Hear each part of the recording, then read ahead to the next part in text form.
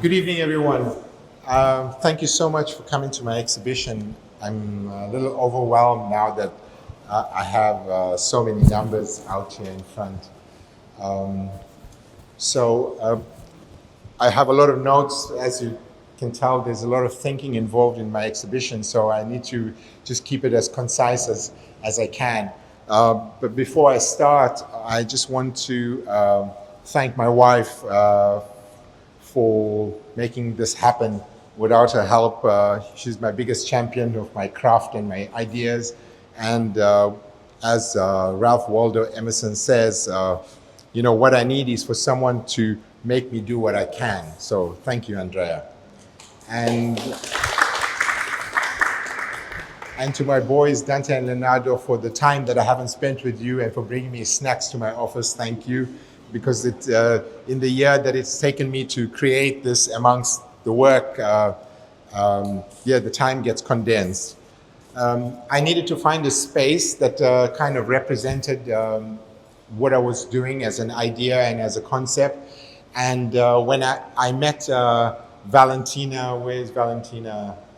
I met Valentina a couple of months ago at Dubai, and she invited me to the space and believed in the work that I was doing because she's a linguist as well and speaks multiple languages, and she felt that the work needed to be shown to the world. One of the things in the course of the discussion that we were having was, this is like one of the most, we see a lot of art in Dubai. We think that this is one of the most important exhibitions to happen in Dubai, actually happen in a while in the art world, because nobody is talking about AI and its impact on humanity and human ideas. So let's get down to it.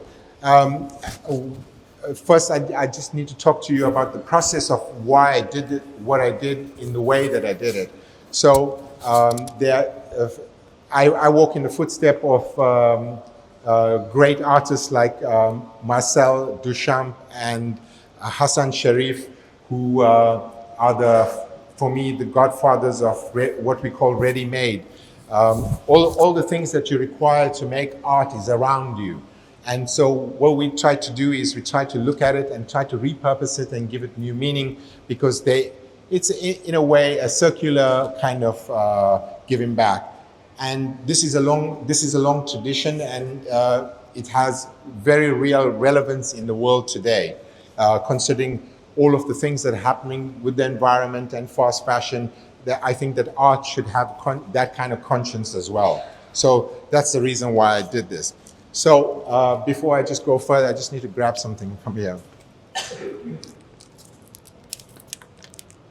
So a year ago, I was sitting in a pile of dictionaries in my house, and my wife speaks multiple languages, and we've been trying to learn multiple languages over the years, and we're sitting in a pile of dictionaries and trying to figure out, what does this all mean? Do we throw them away? Does it have any relevance? And we've come to a realization that dictionaries have very little relevance in a digital world because it's been replaced. We don't need it in its physical form. However, we do need it because it's the original large language model. So I brought my dictionary that I had purchased when I was 16 years old, and I have saved through the years as one of my most treasured possessions, because for 40 years I've carried this dictionary around with me as a little reminder to understand that this is the source of all that we express. So what I've done is I stripped down all of those dictionary pages and tried to find relevance of what does it really mean. And it took me back to the history of printing. It took me back to the history of the collection of the words to be in the sequence that they exist in the dictionary. So in a way, it's the only source book that we have where we sequence every word inside there to write or explain any concept that's up on these walls. These are all human concepts. So whether we want to write, like the most successful song ever written is She Loves You by the Beatles, which is just a lilting lament about a girl, or we want to explain time travel, or we have a obscure construct like a vampire. And so I arrived at this juncture where I started to think that what AI has done is it's taken the original large language model, which is the dictionary, and harnessed all of it, and it's not quite in a copy machine kind of way. It's just sequencing it faster than we can compute it. We are biological computers ourselves, so it's us against a machine that we've given all the data, that we put all the data into it. And then I said, right, what does this mean now that we've given the data into a algorithmic device? I think it's a little bit of psychological kind of thinking where I came up with this idea or comparison with a vampire. And a vampire is like, a shadow self kind of thing, that our deepest, darkest fears, we're afraid of a vampire, even though it's a human construct. That we're afraid of a vampire because it requires blood to live.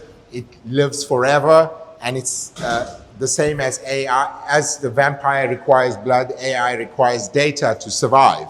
But the data that it's taking is ours.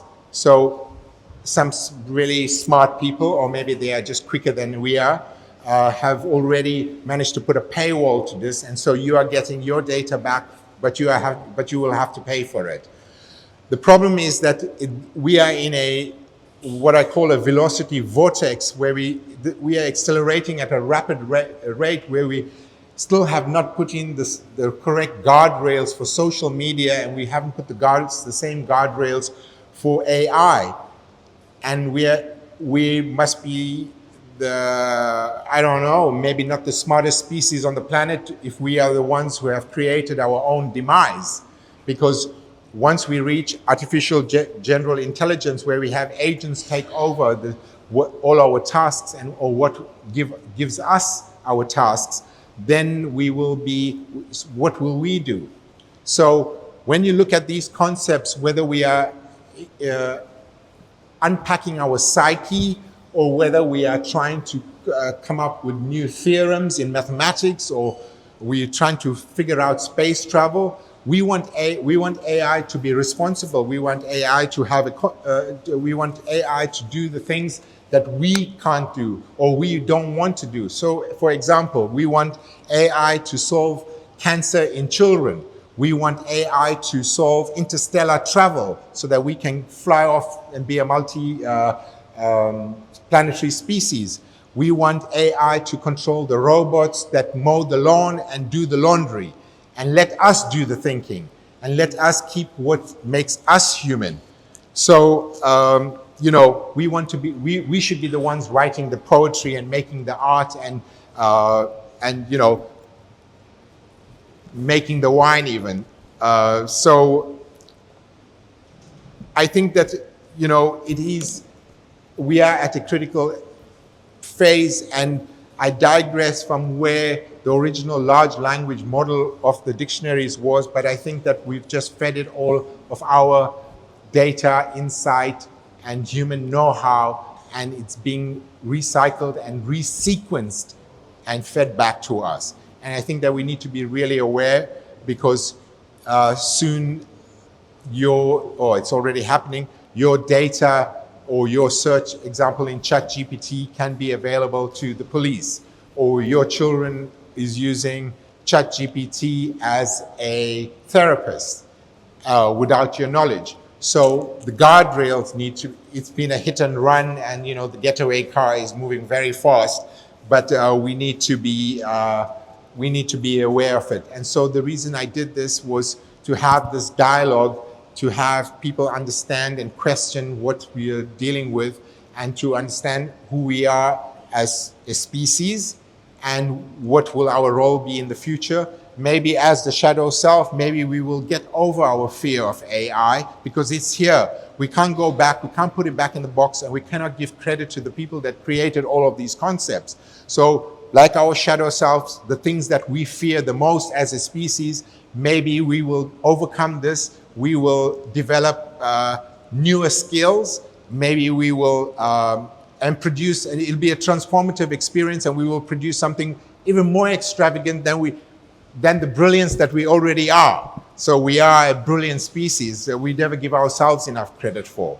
And so, so my role is to document the times that we live in. My role is to start a dialogue so that we question the right things. And my role is to allow you the platform to come and have this conversation with me, because I'd like to have the conversation. And I don't want it to become, when I was putting together a soundtrack, I didn't want it to become dystopian. And and then it started to feel a little bit like religion. So, there are a lot of AI evangelists, there are AI believers and followers and devotees. And then I started to say, oh, what about the others? And, there are AI enthusiasts, there are AI agnostics, there are those that cling to hope. The problem about when we treat it that way is that there is no good book to guide us.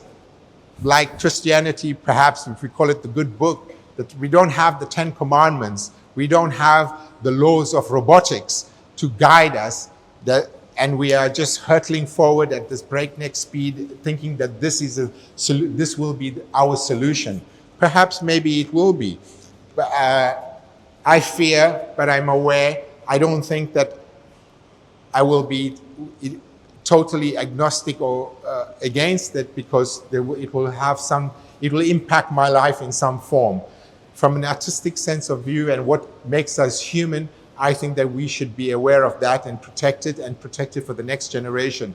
My greatest fear is that if we continue to rely on AI, we will have an atrophy of our cognitive ability. And if we cannot think, maybe the future generation doesn't need to think. Maybe they don't need poetry. Maybe they can go and look at a movie made in the style of, maybe they will read a book in the style of, maybe they will listen to a song in the style of, maybe they will punch in and say, oh, can I have a gorilla walking on water, and think that is acceptable art. Perhaps, but I think that what we've created has been remarkable this far, and I think that it's worth fighting for and preserving. And so the last bit that I will tell you, I will read the first excerpt from one of the most brilliant poets ever, written in 1947, not so long ago, in a matter of sense, from Dylan Thomas. And he says, "Do not go gentle into that good night. Old age should burn and rave at the close of day. Rage against the dying of the light." Thank you for coming.